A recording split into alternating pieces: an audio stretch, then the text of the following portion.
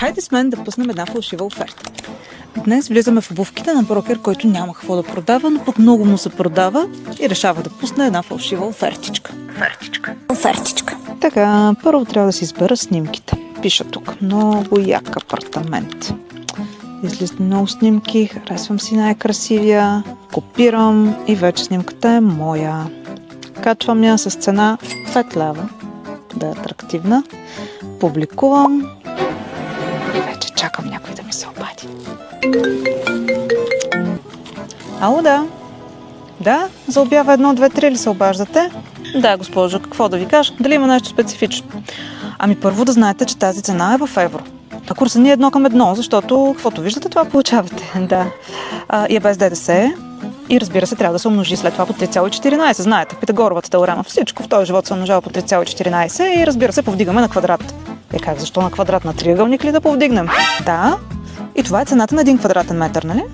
Така, вече това е много лесно. Тук умножавате по 100 и получавате цената на апартамента. 100 квадрата, квадратурата на апартамента. 180 ли пише в обявата? Ето сега ще ви е по-евтино. Да. Локация, да, по отношение на локацията също има нещо специфично. Значи апартаментът, госпожо, не е в кривата ръка, а в сухата ръка. И то дали крива или суха, все нещо не е наред. Да. И така, обаче току-що ми го депозираха този. Но нищо, добрата новина за вас е, че имаме абсолютно същия, само квадратурата му е наполовина, но пък за сметка на това цената е двойна и е панел в младост 1. Можем да отидем веднага с ключта.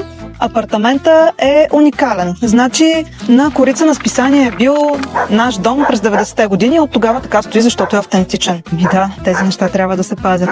Заповядайте на оглед, ще ви го покажа. Разбира се. И после защо клиентите не харесват брокери? Как да харесват, като ги лъжат? Жалка история. Знаете ли, че в пазара на наемите над 80% от обявите в публичното пространство са ето такива фалшиви обяви? Какъв е ефекта? Заблудени клиенти с абсолютно изкривени представи за пазара, абсолютно изгубили доверие в брокерите и оттам нататък тръгващи сами по пътя, където могат да направят множество грешки. Фалшивите оферти може да звучат забавно, но това е само за един момент. Те рушат доверието, което е в основата на всяка успешна сделка. Реален бизнес се прави с реални оферти, реално доверие и уважение към клиенти и към колеги. Нека играем честно и да не заблуждаваме хората, да ни пука за бранша, в който работим, защото само така ще изградим бизнес, който остава.